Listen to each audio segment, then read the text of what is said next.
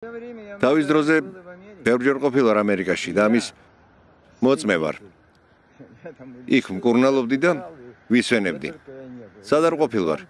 ოკეანის სანაპიროზე ტრამპის სახლიც ვნახე. ულამაზესია. მაგრამ ეს სანაპირო ზოლს ეხება, სადაც თბილა. მაგრამ პოლიცია არასდროს გაგაჩერებს, არ მოგთხოვს საბუთებს, შენიშვნასაც არ გაგიკეთებს, თუ არაფერს არ ყვევ. მაგრამ თუ გიჟივით დაკავს მანქანა, იმიტომ რომ მანქანები არასდროს გინახავს, ან გაუჩერებლად სვამ და ნაგავში აგდიხარ, კი, ასეთ შემთხვევაში საბუთებს შეგიმოწმებენ.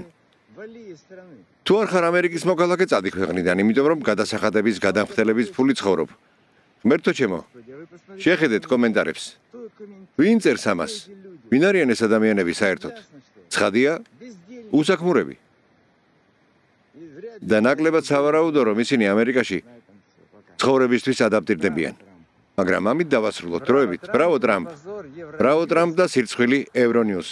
აღარ ვაპირებ მის ყურებას, რომელიც ტრამპის მიერ დემოკრატიის დარღვევაზე საუბრობს. რა დემოკრატიის დარღვევა, როცა ბაიდენმა ქვეყანაში შემოუშვა, არ ვიცი, ათობით მილიონი უსაქმური და ლოთი, რომლებიც ვერასდროს ფხიზლდებიან. მექსიკელები, ღმერთო ჩემო,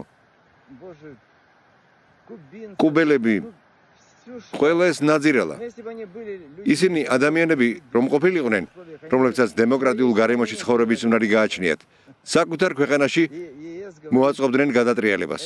და ევროკავშირი ამბობს, ეს პოზიცია თითქმის კიმ ირ სენისაა. ჯანდაბა. მინდა სახეში სილა გავაწნა მას, ვინც ამ სისურელეებს ავრცელებს.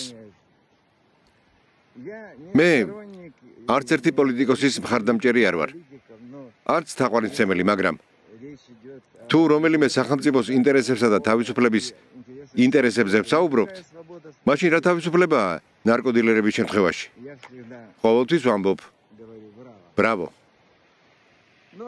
ახლა კი იწყება შაბათი. რაკეტები არ არის, დიდი დღესასწაულია. აქ ყველა ქუდს დაიხურავს და დაიწყება სწორედ ის დღესასწაული, რომლის შესახებაც ღმერთმა მოსეს სინას მთაზე უთხრა.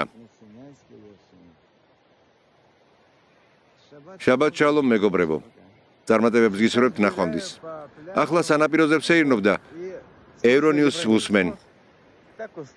ძალიან დავიღალე ყველა იმ სულელური ინფორმაციისა და პროპაგანდისტული გამოსვლებისგან იმ ქვეყნებში, სადაც დემოკრატიის კოალიც კი არ ჩანს. შემდეგ კი ევრონიუსზე ვიღაც ჭკვიანი ბიჭი გამოჩნდა და ახლა ტრამპს მრავალმილიონიანი დაუმორჩილებლობით ემუქრება.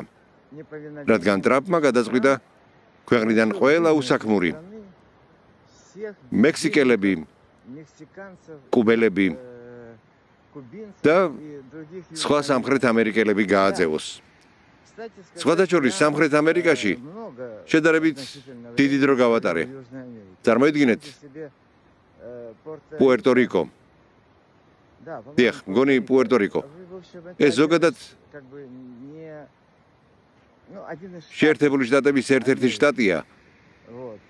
ხელფასებიც მაღალია და პენსიებიც, მაგრამ მაინც სიღარიბეა. ქუჩებში მთვრალები და ალკოჰოლიკები წვანან. ასეთი გენეტიკა აქვთ. და მან საბოლოოდ გადაწყვიტა გაერკვია, რადგან ამერიკაში ყოველთვის არსებობდა დაუწერელი კანონი, რომ თუ იცხოვრებ და არანაირ წესს არ დაარღვევ, კი ბატონო, არასდროს დაუკავები ხარ, პოლიციაში არ წაუყვანიათ შენი თავი, არა? მაშინ მოქალაქეობის მიღება 5 წელიწადში პრეზიდენტის ბრძანებულებით შეგიძლია. და რა არის ამაში ცუდი? ვინ უნდა გამოვიდეს ამის წინააღმდეგ? ცხადია? მაფიოზური კლანები. ისინი თან ნარკოტიკებს ჩამოიტანენ, ისინი მკვლელობებს, ტერორისტულ თავდასხმებს მოიტანენ. საკუთარი თვალით ვნახე, რისი გაკეთება შეუძლიათ სამხრეთ ამერიკელებს. მათ არ სურთ მუშაობა. რაც უფრო ცხელია კლიმატი, ერთხელ მითხრეს და გამეცინა. მით უფრო მეტი უსაქმურია. ღმერთო ჩემო, ეს საწოდავები როგორ გახდნენ ლოთები? ვინ შეაჩვია ამას, ვერ გეტყვით. მაგრამ ისინი თაობების განმავლობაში ლოთები იყვნენ. ისევე როგორც რუსები, გარდა ალბათ ციმბირელებისა. ხო და ისინი ყველანი ლოთები არიან. სამხრეთ ამერიკელებიც. მაგრამ ისინი კიდევ უფრო უარესები არიან.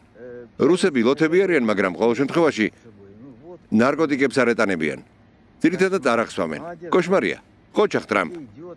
და ის იდიოტები, ვინც ამის გამო გაგინებენ, უბრალოდ ცხრები არიან.